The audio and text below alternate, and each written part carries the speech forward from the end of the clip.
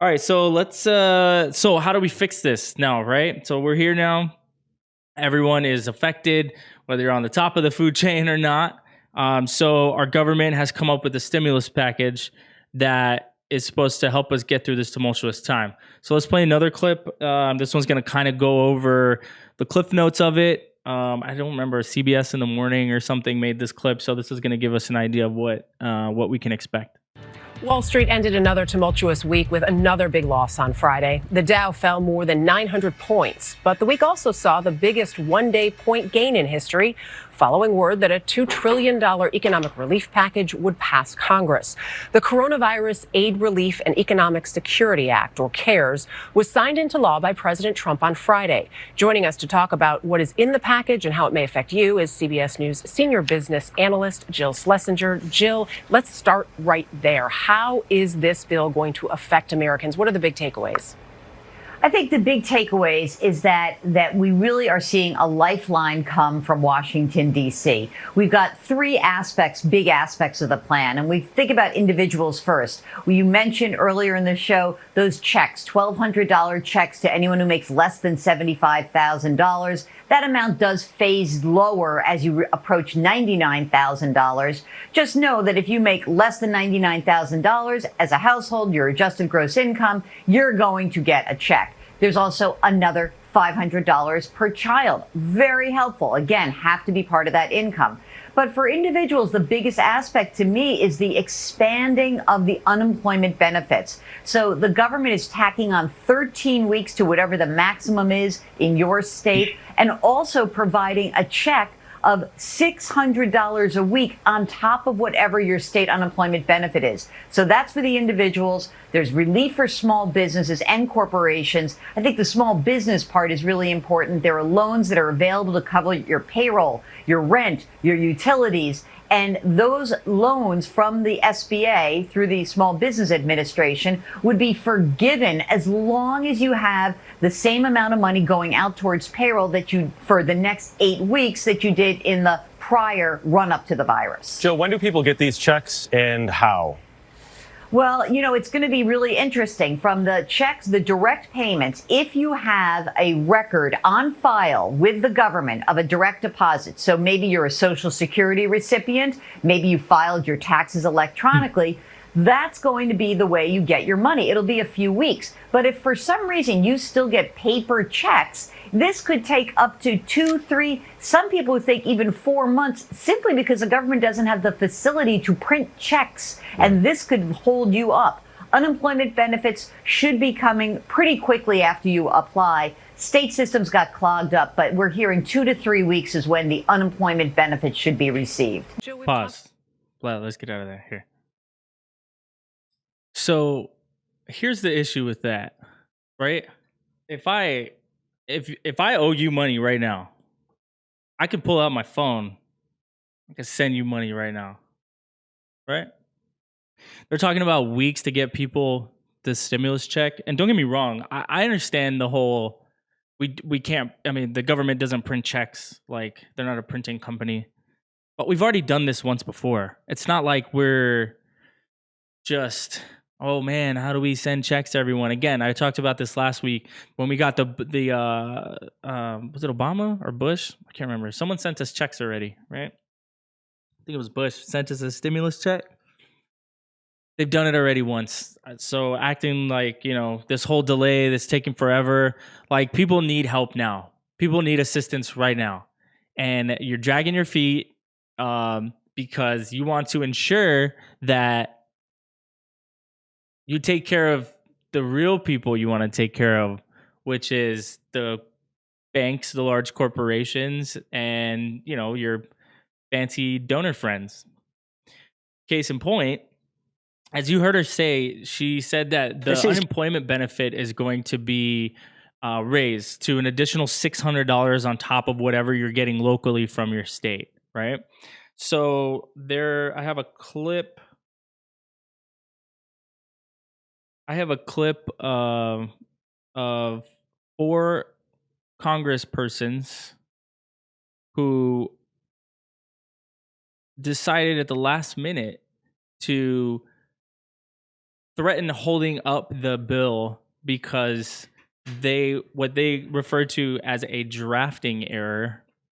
They said they said we hope this is the drafting error and that we can't incentivize people to stay on unemployment. So I want you to hear I want you to listen to how they talk about the aid that is going to be given to you, our nation, the regular person, the normal person on the street, not the CEO, not the, incredibly wealthy executive or whatever. Just listen to how they talk about how you on unemployment should be paid. Our nation is built on the dignity of work. What this bill does without fixing it is it simply says you can earn more money by being on unemployment than you can while working. That is an incentive that is perverse. We cannot have intended to encourage people not to work and make more money than to go back to work and receive your normal pay. Under this bill, the $600 payment on top of state benefits actually allows people to have their income almost doubled in certain circumstances. And I want to help people. I want to make sure that if you lose your job, that we cover your wages. But under this bill, you get $23.15 an hour based on a 40-hour work week not to work.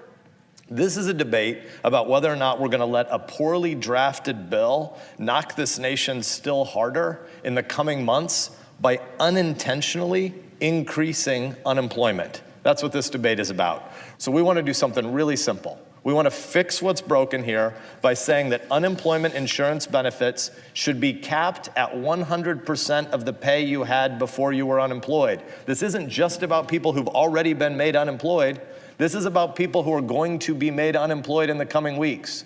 All this amendment says, that we're voting on in a few minutes, is that we should cap the unemployment benefits at 100% of the wages you were just receiving while working. Under this bill as it's written now, the government will pay many Americans more to be on government assistance than they would make if they were working at their regular jobs. I support expanding the unemployment insurance program. It's the best and quickest way to get money to people that need it most. But we should not create a system where unemployment insurance benefits are higher than a salary. We cannot pay people more to not work than to work. Higher than a salary. So first of all, most of the people that really, really need that assistance, they don't get salaries. That's why they need it in the first place. See, people that have salaries, for the most part, they're still getting paid right now. And they have those types of, a lot of them work in career fields where they can work from home, right? This is what we're learning right now, that telecommuting's, not as bad as everyone thought it was going to be. But yeah, so to talk about the people that need this the most, and they used, if you watch their little press conference outside of this, so this was them on the floor before they did this earlier in the day, they had done kind of a little press conference where all four of them were on a stage together, of socially distanced, of course. And they basically were saying, like what they said here, we can't incentivize people to stay on unemployment, as if those 4 months were going to be enough for people to just, decide this was their new life.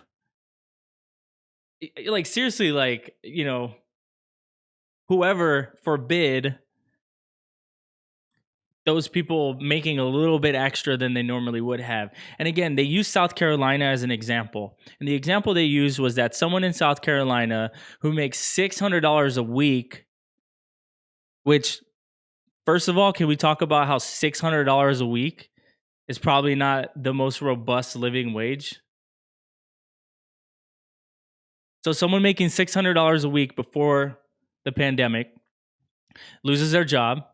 Now during the pandemic, they go to collect unemployment insurance that they've been paying into, that we've all been paying into to help each other out, and ourselves when we need it. So they go in and they're eligible to get half of what they were making. So now they're eligible to get $300 a week from the state. The federal additional unemployment insurance benefit kicks in on top of that $300 at $600. So now this person who was making $600 a week on unemployment is now making $900 a week. And this, to these people, is just the end of the line. This is a non-starter. We can't have poor people make a little bit extra money for 4 whole months of their life. We're talking about maybe $1,200 per person in that specific scenario in South Carolina. $1,200. Sorry. Yeah, $1,200. 4 times 3. $300 a month for 4 months. They were willing to hold up the entire aid package because poor people were getting too much free money. So, of course, there was opposition to what they were saying. And to be honest, they already knew that it wasn't going to pass. I think a concession was made to where they were allowed to put that argument in an amendment to the bill that was being proposed. The amendment ultimately failed, and then the bill passed, which we all know. But I want you to play. Let's play the Bernie mock video. So this is Bernie on the floor late last night, basically saying what I just said about how offensive it would be for poor people on government assistance to get a little bit more than they were already making.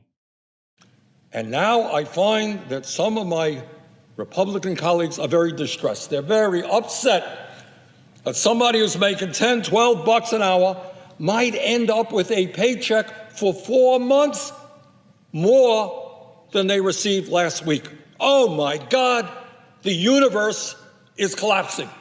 Imagine that. Somebody who's making $12 an hour, now like the rest of us, faces an unprecedented economic crisis with the $600 on top of their regular unemployment check, might be making a few bucks more for 4 months. Oh my word, will the universe survive?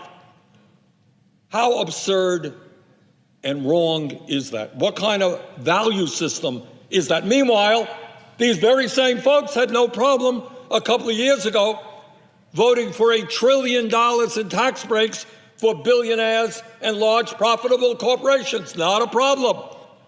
But when it comes to low-income workers in the midst of a terrible crisis, maybe some of them earning or having more money than they previously made, oh my word, we got to strip that out. Got to tell those poor people that no matter what. By the way, when the McConnell bill first came up, unbelievably, and I know many Republicans objected to this, they were saying that, well, we want to give whatever it was, $1,000 or $1,200, but poor people should get less. You see, because poor people are down here, they don't deserve, they don't eat, they don't pay rent, they don't go to the doctor, they're somehow inferior because they're poor, we're going to give them less. Well, that was addressed. Now everybody is going to get the $1,200. But some of my Republican friends still have not given up on the need to punish the poor and working people. You haven't raised the minimum wage in 10 years.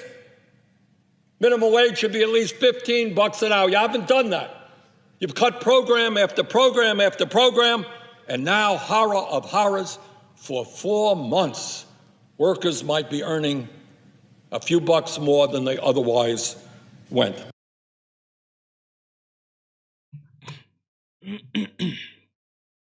Yeah, so it's crazy.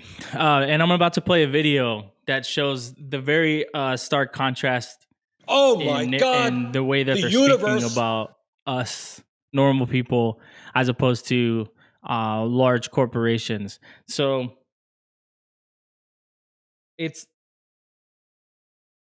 first of all, this should have been 2 separate bills. There should not have been an aid package for the working person tied to the aid package for the corporations and the banks and whoever else that wasn't an actual human, a citizen, a person who paid taxes as a human. There should have been a separate bill here, and then there should have been a separate bill here. So if a tough vote was had, because here you want to put demands on giving money, and I don't mean to people, I mean to corporations, to businesses, and even to banks. Again, see, the difference between the bailout in 2008 was when we gave money, like TARP, for instance. TARP, when we gave that money, we took a piece of what we were giving the money to. We as the government owned a piece of that until it was paid off, and then we give it back. There's no check on the money that we're handing out now to the corporations, the bailout money. There's no nationalization of any part of that company. There's no oversight that has been arranged like there was before.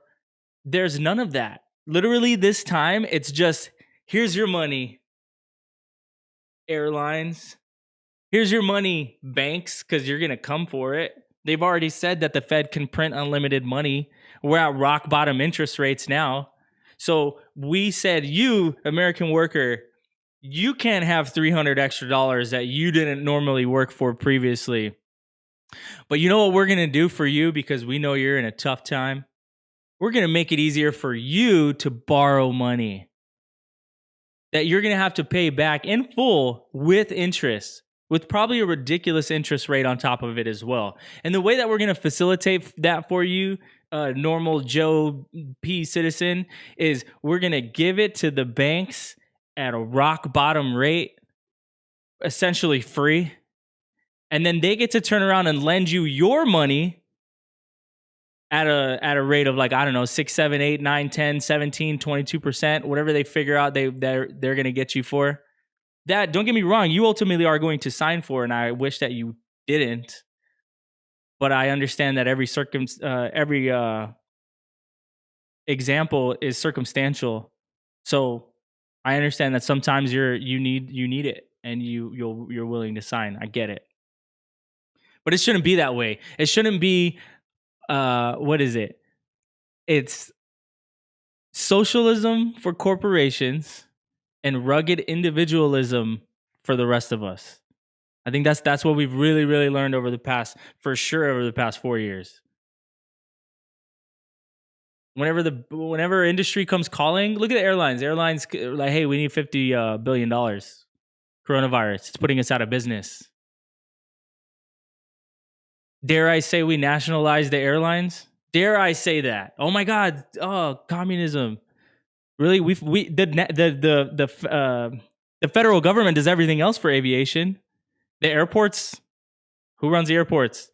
Who runs air traffic controllers? Who takes care of all that? That's all not the airlines. Literally, the airlines pay for the planes and the staff on the planes. That's it. Everything else goes to the government.